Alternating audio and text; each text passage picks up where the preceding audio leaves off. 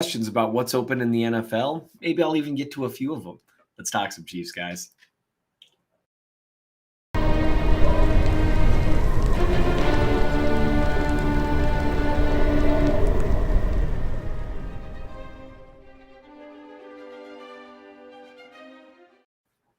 Welcome to the Chief in the North on RGR Football. I am Seth Kaiser, the Chief in the North, and we're gonna have some fun today. Last week we talked about Patrick Mahomes. This week we're talking about the defense. Every week I try to on Tuesday record a little something talking about what interests me in the Chiefs' previous game as it affects things moving forward. So that's what we're gonna do today, as well as try to answer mailbag questions from the comment section below from last week's. I always try to do that every week. This week, there's a lot more comments than normal, probably because of the subject matter that we were discussing, which was the nature of being open in the NFL. A lot of really interesting comments. A lot of people agree. A lot of people disagree. That's what makes football fun. Well, a lot of things make football fun. So I want to get to your mailbag questions, but I also primarily today want to talk about Steve Spagnuolo and how he layered a game plan together that was just terrific against the Miami Dolphins. It's the first thing I wrote about this week on the Chief of the North newsletter. So first, mailbag comments. Let's look at a few of them. That'll bring us back over to what we talked about last week, and then we'll kind of get into talking about Steve Spagnuolo, who I'm hoping to have enough time to really get into things, because some of the stuff that he did in terms of his blitzing, everyone notices the free runner, but like the stuff that he does, the attention to details to get it there is just awesome, awesome stuff. So looking at mailbag questions from last week's, and again, last week I spent a lot of time talking about Patrick Mahomes and what's open, what's not in the NFL. One thing that someone asked is, well, what was the final verdict? Because I spent a lot of time talking about a specific play where what I was explaining to people is that guys weren't open when the general consensus was that they were. And so a logical question that people had for me is, well, what were the final numbers? They were actually quite poor. Now, let's make sure that I actually share my screen while I'm talking about things this time, because last week there was a time period. I think I shared my screen most of the time when stuff was on, but there was a whole section where I didn't, that's about right for me. I think that fits my brand. So these were the charted numbers for Mahomes against the Broncos, okay? And the biggest issue here were missed shots. He had 4 happy feet snaps, which is well above his average as well. But I charted him as having 6 missed shots. And so while I spent a lot of last week talking about what is open and what isn't open in the NFL and trying to almost, not excuse, but clarify one specific play, the reality was Mahomes was part of the problem last week, the week before the Miami game. And so I wrote about that. You can check that out on the Chief of the North newsletter. A good example of a play like what I was talking about here, and I think I talked about it a bit, but if you look at Sky Moore here, this is the pick that Mahomes threw. He should be coming off Kelsey here because the defender is sinking to get enough depth to be able to get right into that passing lane. Whereas in the meantime, you've got over the middle of the field, you see how this backer sinks to the middle of the field, where Sky Moore's route is going to take him, because he correctly stops it, right between these two zone defenders. That is the type of play that Mahomes should be seeing, because you should be coming off of Kelsey here and then finding more. So if you want an example of a time where Mahomes did something I would chart as a missed shot, that's something that he should be seeing, and he didn't. Now, does that mean Mahomes has been doing that constantly all year? No, it doesn't. And that's one thing that I've tried to make really clear to people is we have a tendency to want to talk about the thing as if it's the only thing. So people seem to feel the need that, well, if Mahomes had a game where he missed some open receivers, that must mean it's been the problem all year. But that's not necessarily the case. One does not lead to the other. There's been multiple games where Mahomes missed nobody or barely anybody, but there's been several games, both against Denver and then one against the Lions. I haven't reviewed the film yet, against the Dolphins, where he was missing open receivers at a higher clip than he does. Now, was it at a catastrophic rate? For an elite quarterback, I would say maybe in the 2 Denver games. But there's also been other stuff going on with the offense. So it's more of a both and in terms of is it the receivers or is it Mahomes? More of a both and, I would say more so the receivers, because there's less consistency there, whereas Mahomes has been consistently good still. So there's a chicken or egg thing, and it's always important to keep that in mind when you're trying to find the answer to something. It's very rarely just going to be complete black and white. This is the thing. This is the only thing. There's usually going to be a lot of both and in there. And there's going to be a lot of nuance to flesh out, what exactly is the cause behind something, particularly something as complicated as football. So A few people did, I think, talk about really well in the comment section last week about how some of it is trust issues. And I completely agree. Mahomes doesn't trust his receivers because of what he's seen as some consistency issues. And that's partly on him because while it might be the receiver's fault that they let him down initially, he's got to get past that and you got to give him a chance again, even if they end up blowing it. Those are the guys he's got on the field. So you got to make do with what you have. There were a number of questions. One person asked Sam Munson with PFF said on Twitter that he believed Sky Moore pick at the time, but now it's clear that he's not going to become a very good NFL receiver. What happened to Sky Moore? People were excited about when he was drafted. Did his skills not translate or did he regress? So the reason I was excited about Sky Moore and still have a hard time completely quitting on him is he does a couple of things really well that should translate at the NFL level. One of them, most importantly, probably, is his releases. He releases really well at the line of scrimmage. He's able to get past press coverage. He's able to get even with the man. He's able to dip his shoulder beneath. He's got good quickness at the line. He gets really good releases that should allow him to get an edge at the line of scrimmage. He also has shown on his breaks the ability to separate a little bit. The problem that I think Moore is having is he's not necessarily an explosive player in and out of his breaks. Maybe it's because of his he's a smooth runner, but he doesn't have really great hips, at least from what I'm seeing, in terms of that flexibility to not end up wasting an extra step or two. He also just doesn't look NFL strong to me. Contact bothers him more than it should. And that's one problem with being an undersized receiver is if you're not unusually strong for your size or unusually fast, and Sky Moore is neither, it can become difficult to separate yourself. Not just, people think of it in terms of press man coverage, but it's also more the contact that you're receiving throughout your route. Is that jarring you a little more? Is it keeping you from getting to your spot?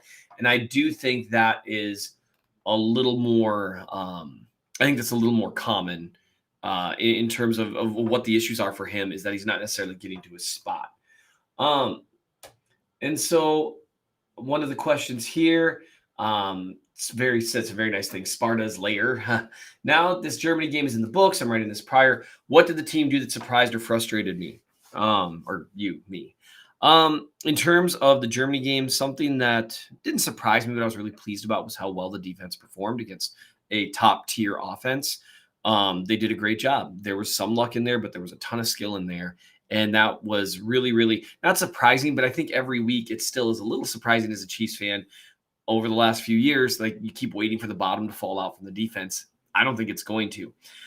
In terms of things that frustrated me, I don't like that they're not utilizing 12 personnel more often. I don't like that they're not running some stuff under center a little bit in terms of play action and trying to get Pacheco out ahead. Now the run blocking hasn't been great. That's problematic. That's one reason it's not just as simple as, hey, run the ball more. But that's frustrating to me a little bit.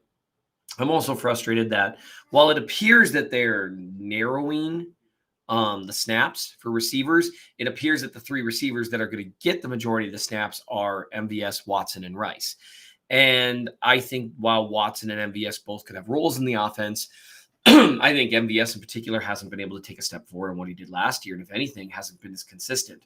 And neither of them can do a myriad of things that you need. And so I think that's been frustrating for me in terms of their personnel choice and usage. They've got the bye week to try to figure that out. Forgive me, by the way, I've got a bit of a frog in my throat today, which is not unusual for me lately as I get old. And so there were a few other questions here. I want to make sure I try to get to them all because I always tell you that I will. But because there were so many comments this last week, I'm going to focus on the ones that have question marks in front of them.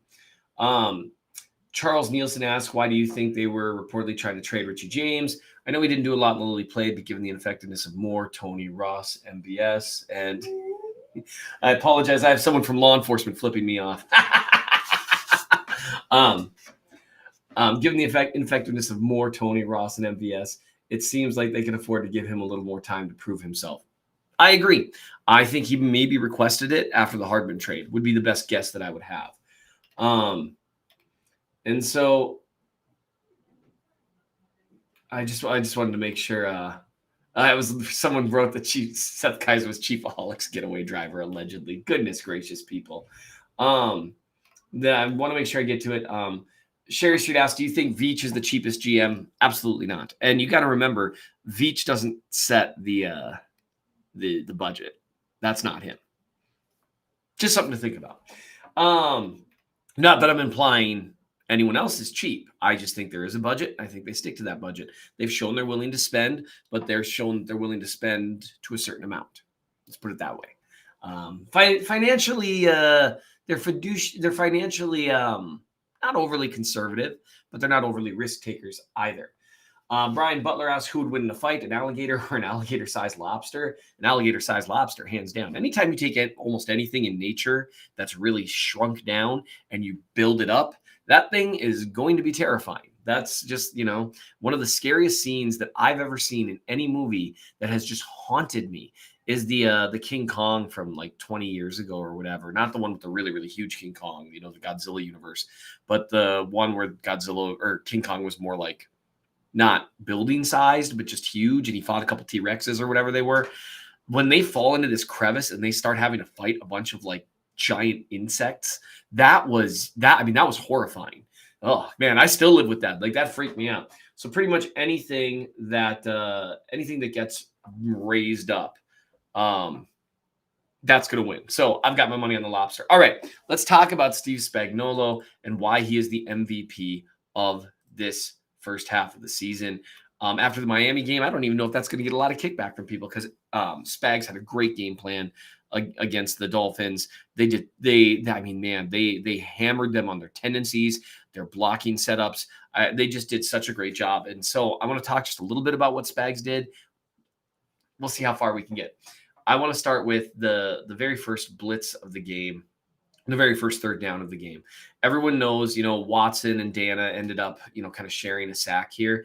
And it's so easy to just notice the free rusher in Jalen Watson and say, well, Spags going to Spags. He loves blitzing his slot corners. But there's a lot more going on here that I think might be handy in terms of, for one, understanding how intricate it can be to really generate pressure in the form of an unblocked blitzer. It's more than just a numbers game. Because if you notice here, there are 6 blockers and there are 1, 2, 3, 4, 5 rushers. So how do you get an unblocked guy when the numbers aren't in your favor? Well, we're going to talk about that in a second.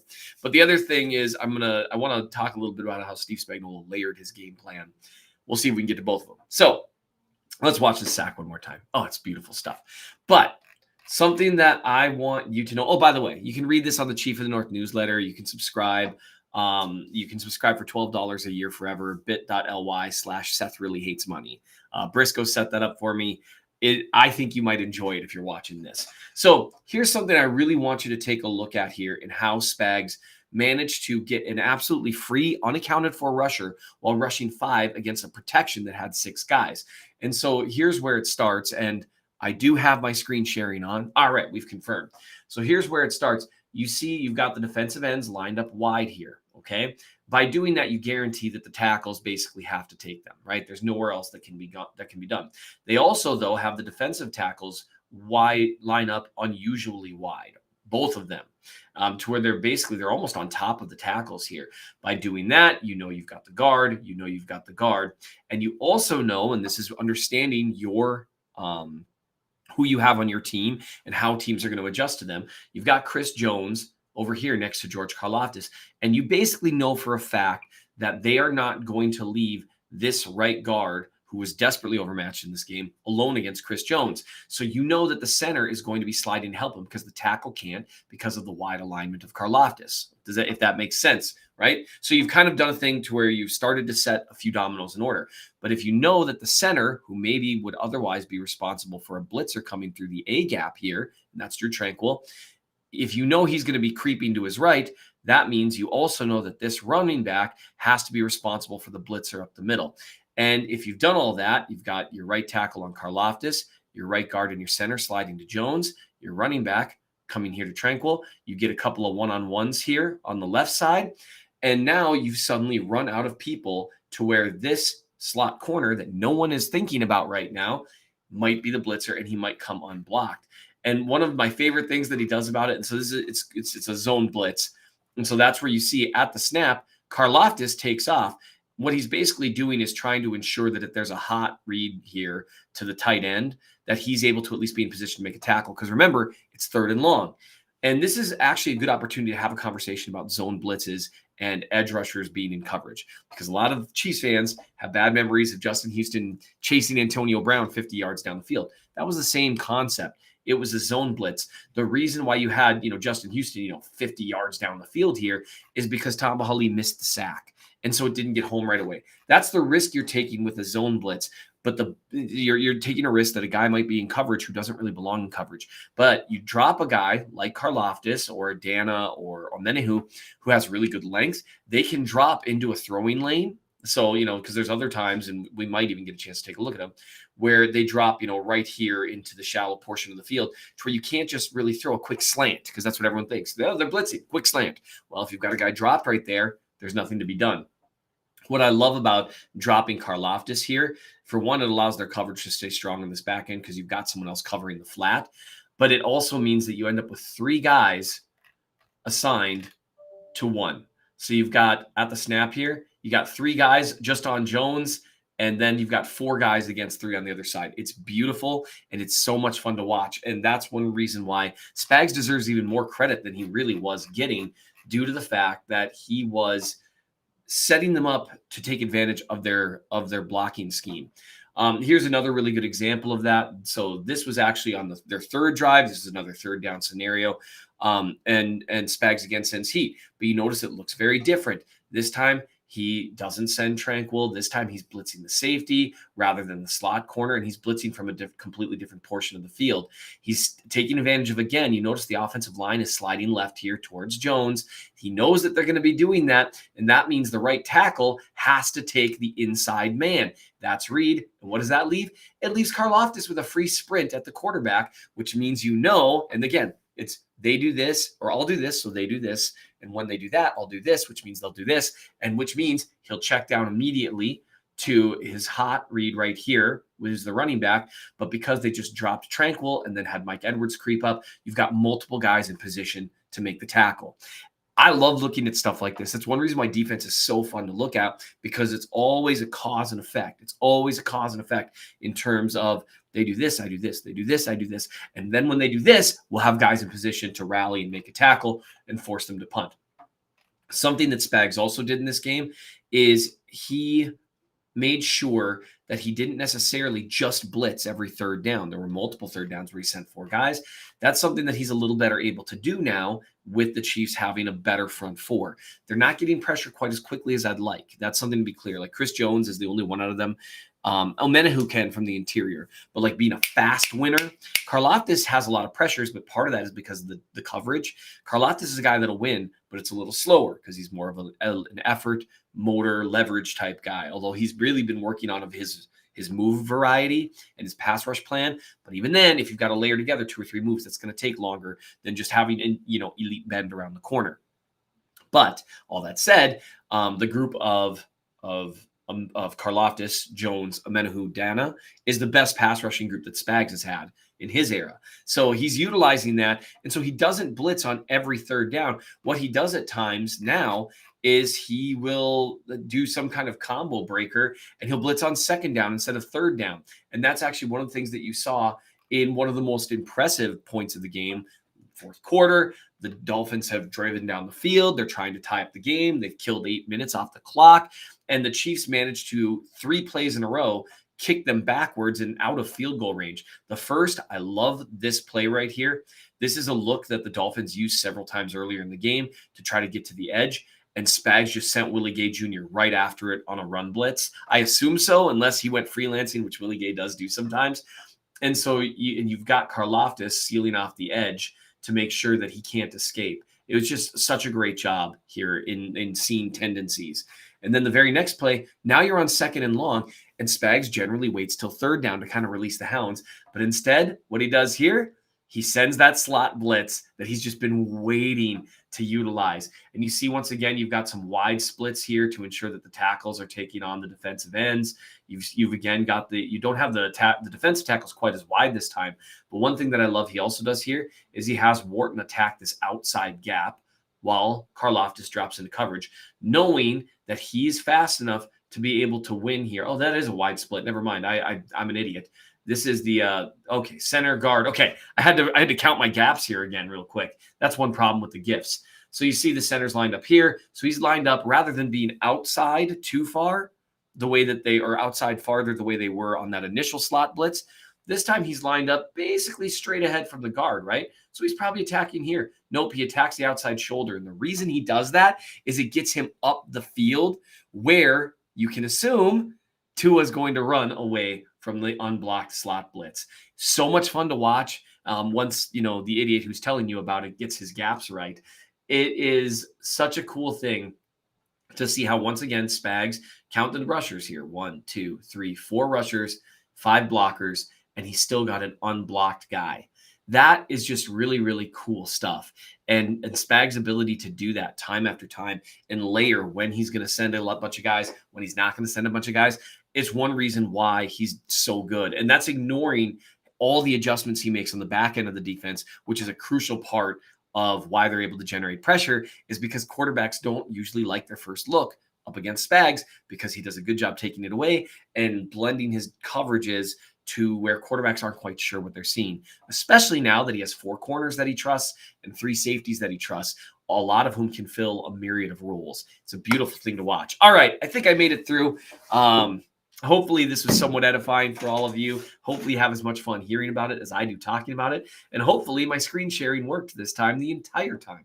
That's the time I've got for you guys. Thank you as ever for watching. Make sure to hit like, subscribe, do all the things that make YouTube run, because Ryan and the team deserve it, and I'm here too.